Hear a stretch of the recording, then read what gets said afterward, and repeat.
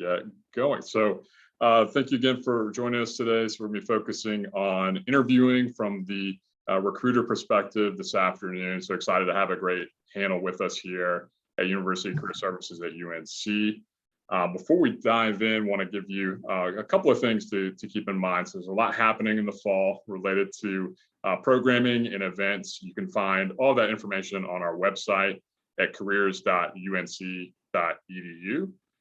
And scrolling down our website, one of the things I want to point out is if you're really interested in learning more about interviewing beyond our conversation, which is going to focus on the recruiter perspective, if you're wanting to kind of get practice with interviewing or learn more about the nuts and bolts of interviewing, great opportunity to meet with one of our career coaches. So you can do that through virtual career coaching. You can schedule an appointment with one of our coaches or our career peer team.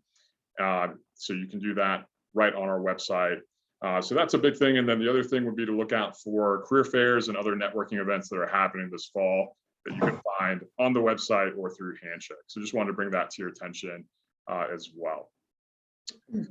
Great. So with that, we're going to dive in here and talk to our great panelists now. So we'll go ahead and start with Amy, if you could introduce yourself, the company that you're with, and yeah, just give us a little bit about that, and then we'll kind of dive into interviewing after that. Okay, sure. Hi, my name is Amy English, and I'm the lead corporate recruiter, executive recruiter at Lincoln Financial Group, and I'm based out of Charlotte, North Carolina. I've been with Lincoln for a little bit over 7 years, and I'm really happy to be here. We actively recruit at Chapel Hill. We just finished up with a series of coffee chats and presentations to the actuarial community, but we also recruit for finance, commercial real estate, marketing, HR, and many other areas. So thank you for having me. You're on mute. After 19 months, you'd think we'd have that straight. But thank you. So Paul Walsh with us too. Paul, thanks for being here. Yeah, thanks for having me. Hopefully my audio is coming through okay. So hi everyone, my name is Paul Walsh. I graduated from UNC in 2012 with my PhD in analytical chemistry. And ever since then, I've been here at the pharmaceutical company Merck, working in our drug product development space. Spanning physical characterization and analytical characterization of drug products within our clinical development pipeline. And in 2018, I made the jump over to the dark side and became a people manager. And so I've done a lot of hiring, interviewing, and recruiting myself. And we will actually also be actively recruiting at UNC this fall. So if any of you are STEM majors, be on the lookout. We'll be having some informational sessions and opportunities to engage with myself and my colleagues one-on-one sometime in the November timeframe. So looking forward to that and looking forward to a great session today. Thanks for having me. Great. Thanks, Paul, so much for being here. And we also have Wynn Reese with CapTech with us as well. Thanks for being here, Wynn. Yeah, thank you. I'm Wynn Reese. I'm with CapTech. We're a mid-size IT management consulting firm. So we spend a lot of time at UNC, either virtually or on campus. I was actually just there 2 weeks ago on a beautiful day and got to run around campus. You might have seen me in my fluorescent CapTech shirt doing a little branding. But I've been at CapTech for about 10 and a half years, and I run our college recruiting and internship recruiting efforts. And we've got openings for business analysts as well as data analytics professionals and software engineers, all interested in consulting. So check us out on Handshake. Great, thank you so much. And when we'll actually start with you in terms of kind of thinking about getting ready for an interview. Before we even get to the interview, what are your top 1 to 2 tips to effectively prepare and get ready for the interview? Yeah, my biggest thing for students is do your homework on the company and be able to articulate why you want to work at that company, why you're excited to interview, what brought you to that company, why you think your skills might be a match. And maybe that's just doing some research on the website. Maybe it's talking to other alumni who work at the company and you can get kind of the inside scoop on the position. but really just being able to articulate why you're interested in the company stands out so much. And I think that's just such an important thing for everybody to do before their interview. Great point. Paul, what about for you? Yeah, so for me, in addition to what Wynn just said, which I think is on point, is also, especially if you're going to be doing an interview in person, come prepared with some materials, maybe an extra copy of your resume, maybe the person forgot to print it off. And so just showing that you put that extra little bit of work in to be prepared for that day, I think will go a long way. And if you have other materials besides your resume that you want to provide, in addition to that, if you're within the arts, it could be, copies of work that you've done. If you're in a STEM field like myself, it could be, publications or things related to the research that you're doing. And then, I would say also, dress professionally and look sharp, and, do a little bit of a practice run, maybe with a friend, maybe with somebody else. And just that can maybe help shake out some of the nerves, so you seem a little bit less nervous when the time comes. Definitely. Amy, what about your thoughts on that? Yeah, sure. Just a couple things to add. One thing that I think is really important is, if you haven't already done so, is to take a resume workshop. And they probably have quite a bit of those at UNC. I know that we've hosted some at some of the universities, and that can help in terms of your specific area and what companies are looking for. And the other thing that I would say is come prepared with at least 2 questions that at the end of the interview that you can ask the company. As a recruiter at Lincoln, I don't do all of the interviewing, but we have a lot of what we call ambassadors that are going out to campus.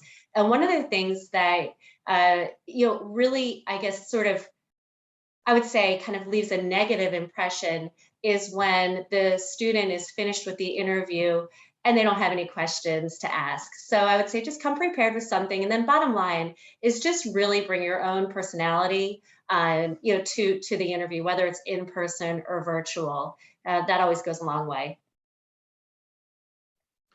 Excellent. Yeah, really good thoughts. And it's so important to be preparing and doing your homework, like y'all are saying, beforehand, and understanding the setting, whether it's virtual, in person, all of those things.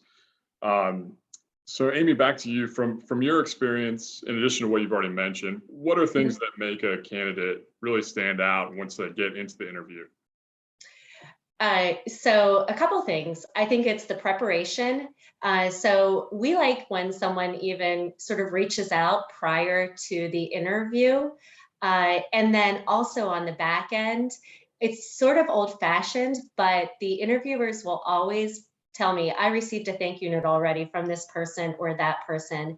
And I would say that that's not as common now as it used to be, but that's always really important. So that stands out. And then also the candidate that can talk about their experiences, whether it's technical or not, but then in addition, be able to just really talk about themselves and be comfortable about that. So really kind of being able to connect with the interviewer.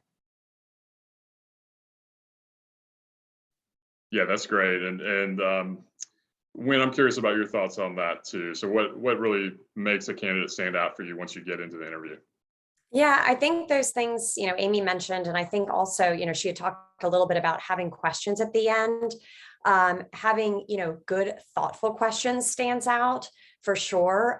Someone who's enthusiastic, and then to reiterate my initial point about doing your homework, that really stands out. If somebody, I can tell they've done their research, they say, hey, I read such and such on your website, and that was really fascinating. And their question is around something like that really kind of proves their research. That really stands out. And like somebody who really listens to the question. I think sometimes students have like this set of things they really want to say, and so they don't really care what the question is. Like they're going to get it out.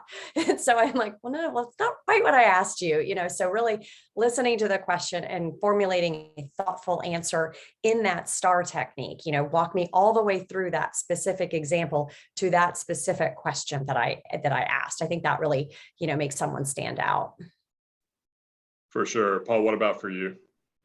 Yeah, I think the word that when used that resonated with me was just energy, right? And coming with the appropriate level of energy. Enthusiasm, I think, was the word that you used. And so you want the person to be engaged, right? Kind of that eye contact and coming with a certain level of energy where you don't want to be too jittery. And that's kind of why I gave the recommendation of maybe doing a little bit of practice of those nerves, so you're not talking too quickly or you're not talking too slowly. And then another thing that Wayne kind of alluded to is coming prepared with that introspection. A lot of the questions that I like to ask are ones about, talk about a time when you failed, or talk about a time when you didn't agree with your supervisor or your teacher or somebody in that particular way. So coming prepared with specific tangible examples to those types of questions can oftentimes make somebody stand out versus somebody who just talks in generics. Yeah, that's a really good point about those kind of resiliency questions as well. And this may be on my end, Paul, but it sounded like your microphone's breaking up a little bit. Yeah, so if you just check that and. No problem. I actually go from here, so I switch from computer audio over to okay. my That's perfect. Yeah, sounds good. All right, so while Paul's working on that, curious for starting with Amy, how is diversity and inclusion important to the culture and values of your organization, and how can candidates really demonstrate an inclusive mindset during the interview? That's a good question. So it's something that is obviously front of mind to all of us, but from a company perspective, for Lincoln, we have our 8 call to actions for racial equity. And so a lot of times when we're talking to students, they'll know that information to Wynn's point of doing the research beforehand. And so when that topic comes up, it's just a great opportunity to kind of pivot a little bit away from like the resume and the question and answers and really be able to tell a story, and kind of, it gives you, I would say, a little bit of insight into, what level of importance is diversity and inclusion to that candidate.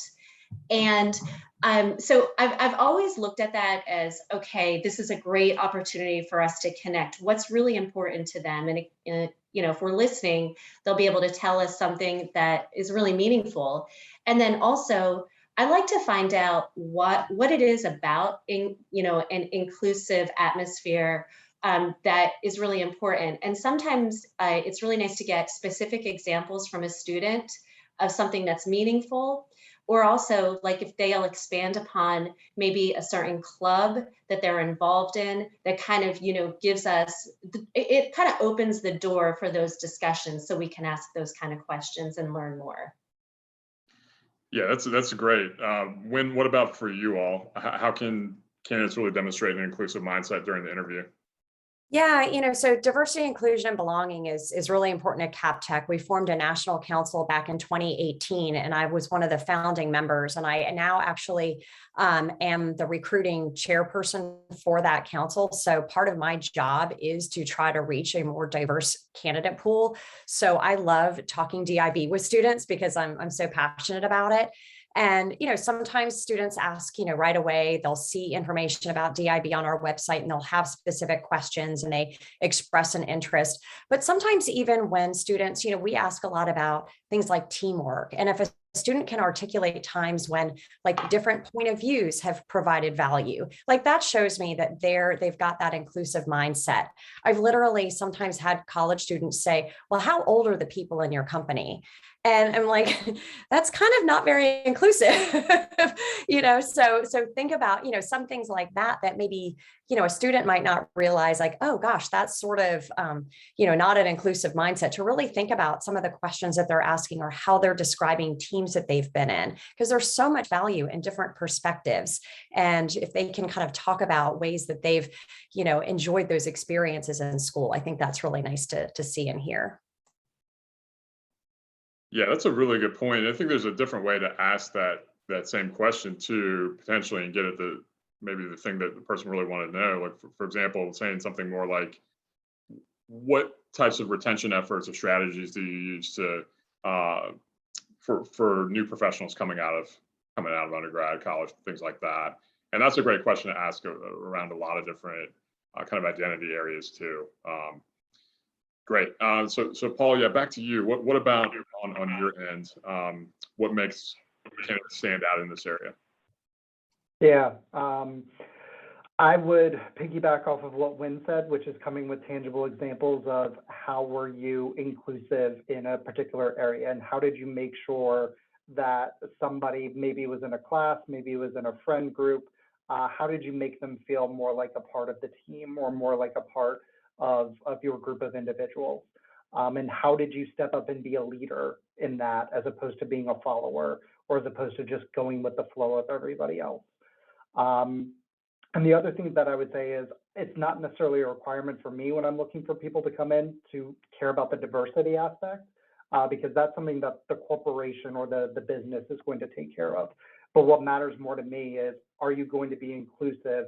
And that includes, like what Wynn said, not just inclusive of people of different backgrounds than yours personally, but also different in terms of backgrounds of perspectives and thought. And so if somebody comes in with a different opinion than you, are you going to completely shut them out, or are you going to be open-minded and listen to that? And are you going to be able to then articulate and be able to come alongside them, or just stay entrenched in your own personal view? Excellent. Yeah, and audio sounds really good now, so that's good. So this is a really good point for now that we're a few questions in. Feel free to start putting questions that you have in the chat for our panelists, because really this is what this is about, for you to have an opportunity to ask them direct questions. So while we're waiting for questions to come in, just to get us going with the next topic, this is one that I get asked a lot as a career coach over the years, is what are you really looking for at the beginning of an interview with that tell me about yourself question, or similar type of question that typically kicks off an interview? So back to you, Paul, on that. Like, what are you really looking for with that type of question for starter? Yeah. When I'm hiring somebody, I'm hiring a human being. I'm not hiring a set of skills. So I literally want to get to know you as a human being. Where did you grow up? What was kind of the path that led you to where you are today? Why did you make those decisions to, pick a particular major or to go to a particular school? And then, yeah, I want to get to know a little bit about you professionally or in your academic career, and what it is that you'd like to do in the future. But also, I want to know, what's your life going to be like outside of work, and I'm looking for, is this somebody that's going to be able to integrate and be included and be inclusive and be a part of my team? Is this going to be somebody or is this going to be somebody that maybe won't quite gel or won't quite fit into the culture of everything that goes on within our business? So I want to get to know you as a human being. And yes, your academics and your professional experience are a part of that, but also the stuff you do outside of work. Maybe it's that you're a runner, or maybe it's that you're married with kids, or, whatever that may be. I want to get to know you as a person. That's great. And Amy, what are your thoughts here on this topic? Yeah, so it's a good question. And what I would say is, in your mind, maybe think about it being kind of that 1 to 2 minute overview and elevator pitch on, who you are. And to Paul's point, like really the personality, like what makes you tick. I like to find out a lot of why, questions. So for example, if I'm recruiting for an actuary, why did you become an actuary? What got you interested in that position? When did you become interested in that position? Those are the kind of things that I want to hear a student kind of expand upon. And then it kind of extrapolates from that point. Once you kind of learn that, it's like peeling the onion and the conversation continues. Excellent. Yeah, that's a really good point too. And what other things to add there, or things that we haven't talked about this already? Yeah, I know this elevator pitch thing like really freaks a lot of students out, and I feel bad, because I don't actually ask it. I just sort of let it evolve into the conversation. But a lot of students want to start off with it anyway. So like I said, listening to the questions, sometimes it doesn't matter how I start the interview. They're going to tell me that elevator pitch, which is totally fine. But I think that the only thing I would add is that I don't want you to recite your resume. I've got that. It's those whys and the extra things, getting to know you as a human, that I think, anything that's kind of neat that makes you stand out that I can't read on your resume, that's the opportunity to really tell something about yourself. Great points. Yeah. So that gives us a good kind of sense of what y'all look for, and that it's not just about the skills are important, right? And that's something to prioritize, but your interest and motivation for the job, and as you were saying, Paul, too, decisions that you made and how that kind of connects to some of your goals too. Yeah, really good conversation there. So good question in the chat here. If the diversity is important in working environments, would interviewers be impatient when they notice an interviewee is a foreign student, may not be speaking as fluent English as native speakers? So Wynn, any thoughts about that? No, I mean, I interview people with all sorts of different.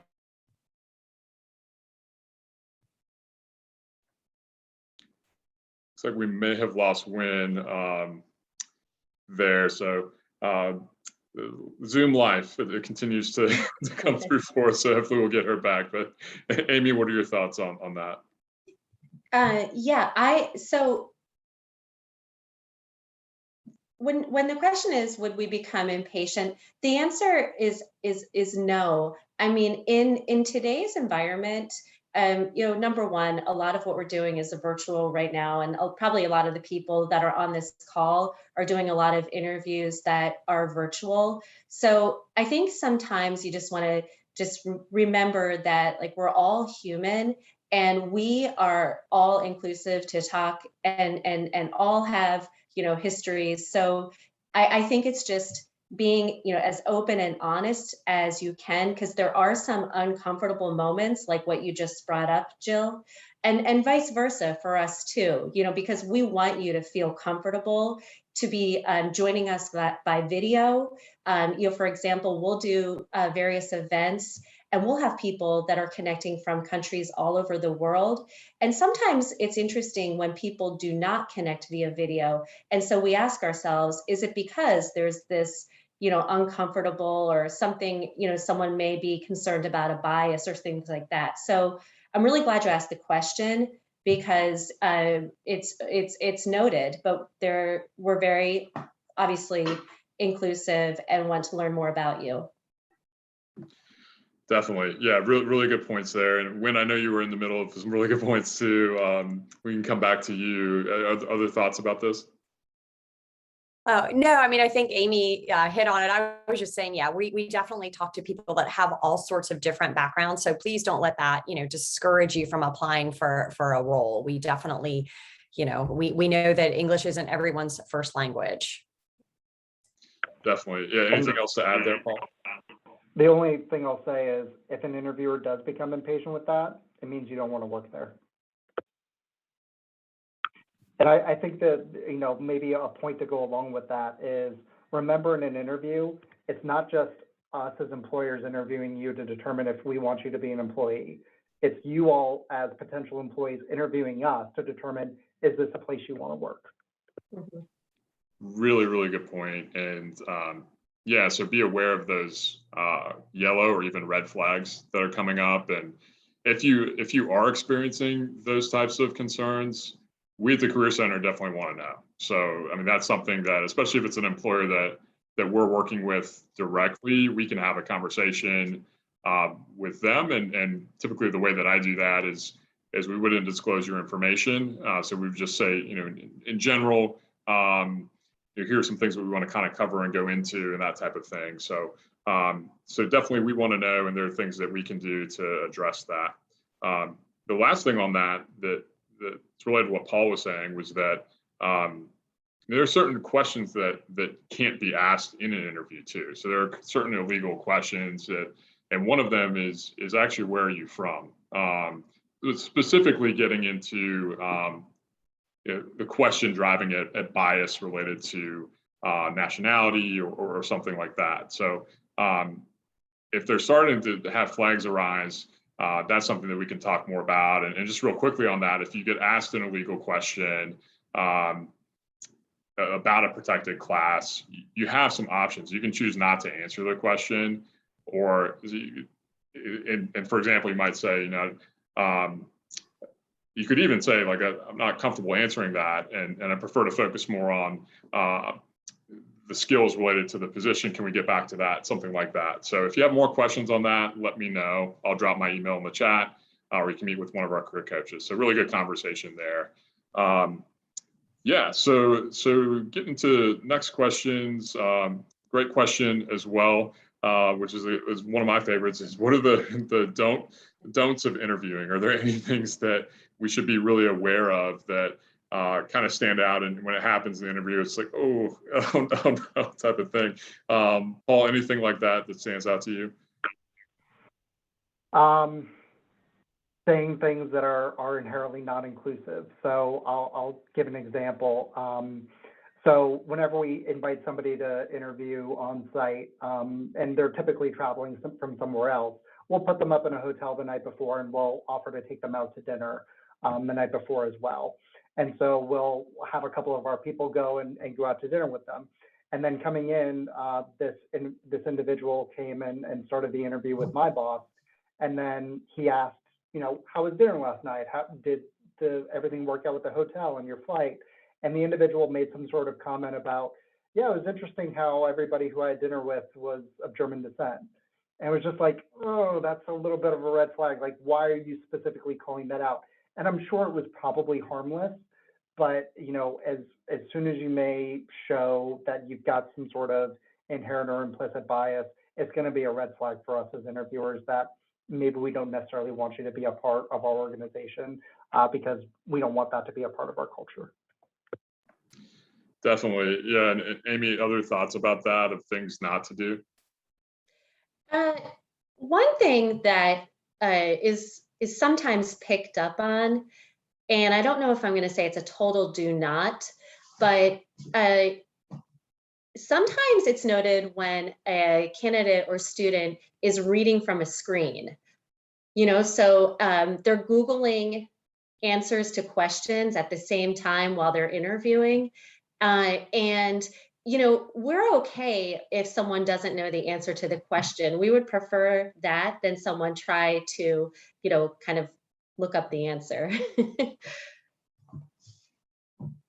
Yeah, that makes sense. Or even reading from a script that was written, and understandable, because interview anxiety is normal and natural, and something that pretty much everybody experiences. And so there can be a tendency to want to really control your message and what you're saying. So would stay away from having something written out that you're reading, because it's usually pretty clear, and there's more of a temptation to want to do that online because you have access to do that a little bit easier, but usually you can tell when somebody's reading. So we can talk more about strategies on how to kind of prepare later on, but yeah, good point. Wynn, other thoughts about that? Any don'ts in the interview for you? Yeah, so I just had two, so they're top of mind. One, I would say, don't ask about money during the first interview, or benefits even. Like, you're still trying to kind of sell like yourself and trying to see if the company is of interest. So you don't want to seem overly focused on the money. And make sure if it's a virtual interview, make sure you're in a good place to take the call. Like, if you're out in the middle of a really loud, the cafeteria, it's very distracting. Like, the noise is annoying, like you're not going to be paying attention. And if you can't get to a more quiet place, when you pick up the phone or the video, apologize. Be like, I'm really sorry. I was trying to get back to my dorm room, or trying to get to, a more quiet place. If you give me just 2 seconds, I'll get somewhere more quiet, but don't, just try to avoid distractions. For sure. That's a really good point, and prepare as much as you can. And then I think, understanding with that is something, as an interviewer myself for different jobs over the years, there have been things that even me interviewing or having somebody interview for the position. I remember one job where maybe 1 minute before the interview was supposed to start by phone, the fire alarm went off in the building. So the things like that you can't control too. So I think just being transparent and letting them know if there's some kind of extenuating circumstance that comes up. Definitely. Yeah, and Lauren, looks like you have a specific question for us. Hi, yes, I have a quick question. So I was in an interview one time. It was about 4 years ago, and I started to answer a question, but then I was like, I just had a new, better thought of a way to answer it. And I said, I'm sorry, can I change my answer? And then I changed it, and I've just regretted it ever since. I didn't know if that was, if it's okay to change your answer, if it, looks like you're really thinking, or if you should just, once you're on an answer, you should just stick with that. That's a great question. Wynn, what are your thoughts about that? Yeah, no, I don't think it's the end of the world. I mean, don't beat yourself up about that. I've had it happen with candidates, and I get it. You're on the spot. That's part of the interview, is to think on your feet. In the future, if it happens again, maybe finish the thought and just give a super abbreviated version and be like, but actually, if there's time, I'd love to tell you about an even better example that I just thought of. But don't beat yourself up about it. Not a big deal at all. For sure. Great points. Yeah. Paul, what about you? Any other things to add? Yeah, I was just going to say, we're all human beings. None of us can formulate perfect responses in the 5 seconds it takes in between somebody finishing a question and you starting to talk. So yeah, don't beat yourself up about it. And I think what Wynn said of finish your first thought and then move on to the next one is probably good advice for the next time. Great, definitely. thank you. Yeah, great question, Lauren. Thanks for sharing that. So next question in the chat, are there any tips for PhD students or graduate students who are moving into private industry from academia? Specific questions that might come up for graduate students that maybe are different from an undergraduate interview differences there. Amy, any thoughts about that one? Actually, we see this a lot in a lot of our technical roles. And so we really welcome our PhD students. And I would say that, it really depends on kind of what the role is that you're looking to interview for. But again, like being able to tell the story, why did you make that decision? What have you learned? And then giving the examples of maybe, kind of tying it back to how it relates to what you're looking to do now and the bigger picture, so how that background that you have can translate really nicely and into a new position. And I think sometimes the PhD student or grad student may be concerned that they're not as competitive because they're not a traditional, undergraduate student. But I will tell you from experience that we do look at you the same. So apply to Lincoln Financial. And I should have mentioned at the beginning that for our panelists, no pressure, but if y'all want to put your information in the chat when we're wrapping up so that folks can connect with you, both to continue some of these conversations, but also I know if you're like me, you think of like 3 things you wish you'd ask after the fact. So that's a good opportunity for that too. Thanks for those thoughts on that, Amy. Yeah, Paul, thoughts for you on that? Anything to add there? Yeah, so right in the biopharmaceutical industry, we hire people of all education levels, bachelor's, master's, and PhDs. And I'd say one question I always ask, especially PhDs versus some of the positions that require lower levels of education, is why private industry and not going off and becoming a professor yourself? Because especially in the STEM fields, that's really the decision that you have to make is, am I going to go into industry or am I going to teach or go to an R1 university like UNC? So what we're really looking for there is an articulate thought of the fact that you've critically thought about those potential 2 options and a good rationale and reason. And I'll tell you, the reason I gave when I interviewed, and it's the reason I hear most frequently is, I don't want to write grants. And that's actually a perfectly reasonable response.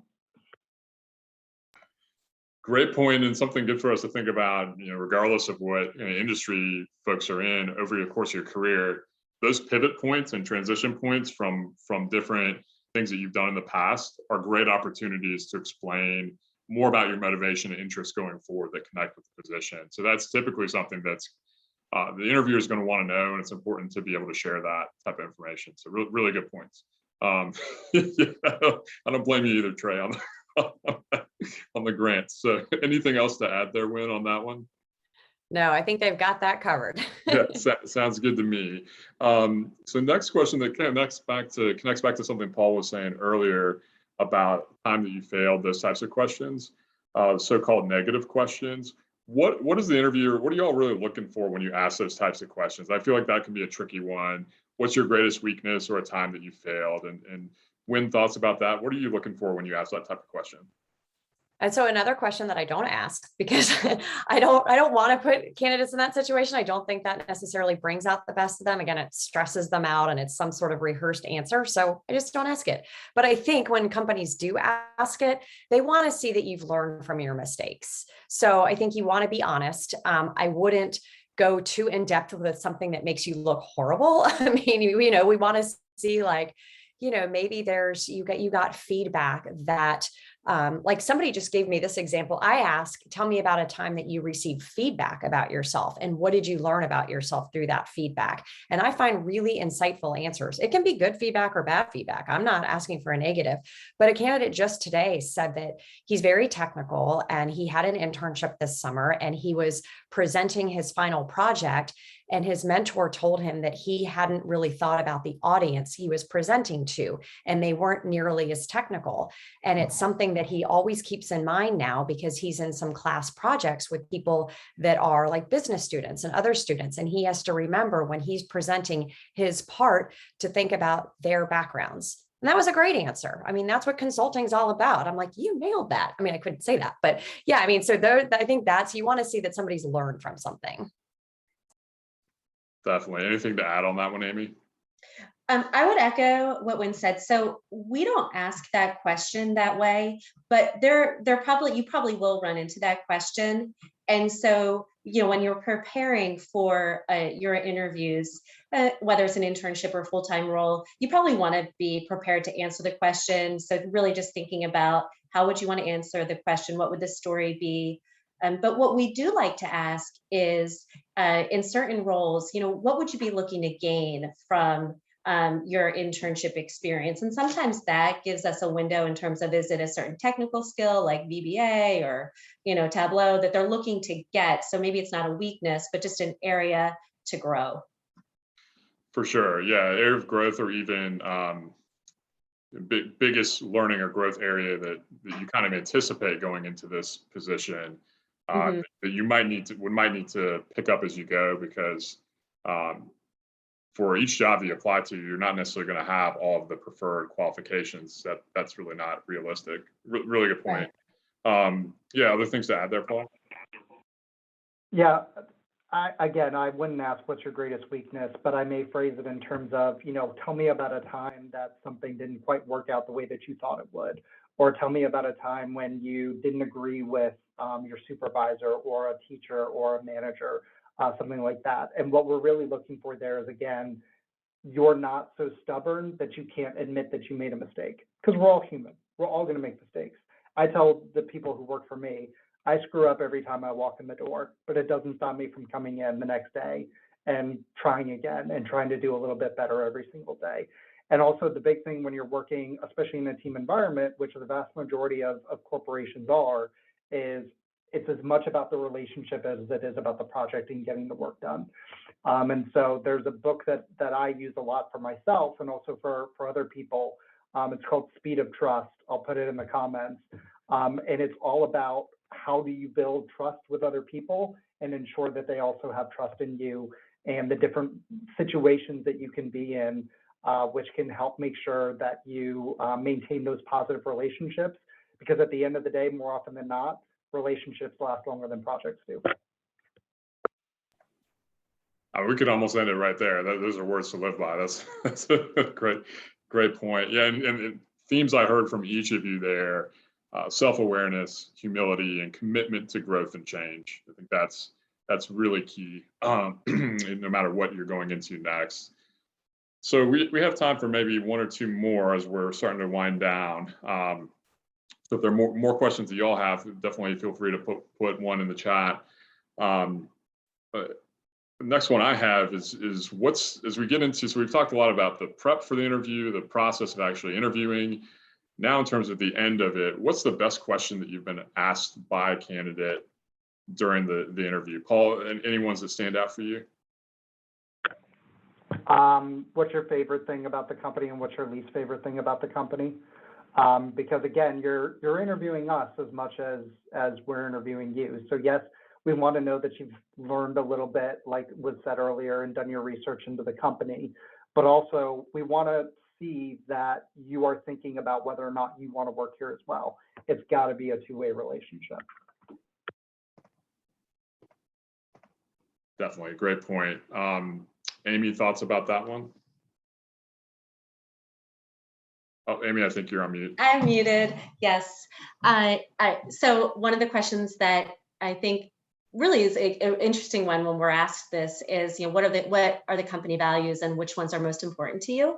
And then also, I think that I really appreciate when people ask about, how does Lincoln kind of go around performance? So, what are the opportunities? Can you walk me through what good looks like and then what the expectations are around performance? Yeah, great point. I think I'll speak to experiences with that over the years. That's also a good opportunity. Back to what y'all were saying before about exploring and thinking about how this company, how this will align with my goals and where I want to be. If you find that that's a question that's difficult for the interviewer to answer, that to me at least raises some questions about, do they know what they're looking for? Do they know what they want? When you ask those types of questions about success, or how is success evaluated, or performance, or those types of things. So something just to keep in mind. When other thoughts about that one, in terms of, just adding to what Amy or Paul said to this point? Yeah, no, I think I agree that those are great questions that candidates would ask, because my take on it is more like maybe what not to ask. And I think that if you have just these canned questions that someone's told you, oh, you're supposed to ask questions. You should ask these things. Like, it's just not that meaningful. Like, because we can tell when you don't really care and you're just going through the motions, and then we're wasting time to answer these questions that you probably don't really care about. So I'd say, like, really think about, like, what's important to you. Like Paul said, you're interviewing the company too. So what's truly important and what do you really want to know about? Everybody always says, what's your culture? I'm like, well, there's a lot of pieces to culture. Like, what specifically about our culture are you curious about? And I always stump them. I'm like, that wasn't supposed to be a trick question. Like, I really want to know what you're interested in. So I think, really having thoughtful questions about what you really care about is important. And also know who your interviewer is. Like, if you've been told your interviewer's name in advance, that can give you a lot of insight. Like, you can do a quick LinkedIn search and see that I've been a recruiter for 20 plus years. I had today, someone asked me, as in my experience as a software consultant, blah, blah, blah. And I'm like, okay, we've had this interview set up. You knew my name. Like, so it just came off kind of unprepared, So know who you're interviewing with and think of questions that they can answer and things that you truly want to know about if you know who you're interviewing with. Yeah, really, really good points there. It goes back to that preparation piece. So before we do kind of last thoughts, I'm going to put a survey about the session in the chat. So please, students and alumni, fill that out. That really helps us understand things that you're getting from these sessions and things that we can do differently for the next set of these. This is something that we try to do every semester, several of these opportunities to meet with folks in these organizations, like our great panelists today. It's a great opportunity to so much wisdom and insight y'all have been able to share with us so far. So I guess last thoughts as we're wrapping up here, when last things that you'd want folks to keep in mind as we talk about interviewing? Yeah, no, I think, just bringing your authentic self to the interview, like we talked about earlier, showing a company the true you. You want to be happy at the company. You want to feel like it's a good match for you. So you want to start off the interview, bringing yourself there. And if it's not a match, then at least you know at the beginning, and you're not there for years and realizing, wow, this isn't really the right place for me. And, I know virtual is tough. So, just kind of stick with it. We're all still getting used to the virtual environment. I think just being comfortable, showing that enthusiasm for an interview and for the job, even if you can't be in person. I think all of those things are just, important, and everybody's nervous. So don't worry about being nervous. It's not a big deal at all. Just, think about why you're there, why you're interviewing, and let the rest just kind of take you to the home stretch and hopefully a job offer. Yeah, great thoughts to end with on your end, and just to add to that. So our coaches work with interview anxiety. That's like one of the most common things that we work on when we're doing interview practice. So you can work with us, and the practice that Paul was talking about, just like if you're doing a presentation, the more that you can practice, the more confident you're going to be, and the more comfortable you're going to feel, and the easier it's going to be to think on your feet when you get there too. Paul, any final thoughts for us? The best interviews that I've ever had are not question and answer sessions, they're just conversations. So I can't say it much better than Wynn did, so I'm just gonna say it in kind of 3 quick points. Be yourself, be prepared, and have fun with it. Fantastic. And Amy, we'll end with you. Last thoughts. Okay. So to wrap it up, I would say there's a couple things. One is if you're really interested in the opportunity, make sure that that's apparent. So make sure you communicate that, so that when you walk away from the interview, that person knows this person's really interested. I think that you can never kind of go too far with that, because sometimes as the interviewer, we question, I'm not sure if they were really interested in this. So, and only if you are. Obviously, being authentic is important. And then the second thing that I want to just make sure is that it is completely okay to ask about a timeline. And I think it's a good idea. So, in ending your interview, just saying, can you walk me through the timeline of this process? And that will help, kind of set the expectation with both parties. Yeah, that's a great point, and gives you a sense of, especially if you're interviewing for multiple positions, it kind of gives you a sense on your own too of how to manage that process. Well, thank you all. This has been fantastic, and I appreciate all the students and alumni who attended too, and your great questions. But thank you so much for the time, Paul, Wynn, and Amy. We'll give you a virtual round of applause for being here with us today. And you can see the contact information in the chat as well for folks in terms of following up. So yeah, so thank you again, everybody, for being here. Amy's putting her information in there too, and feel free to connect with them afterwards. But otherwise, we hope to see you either virtually or around campus for the rest of the fall, and have a great rest of the afternoon. And I'll just stay on with the panelists, and we'll end our recording at this point. So thank you again, everybody.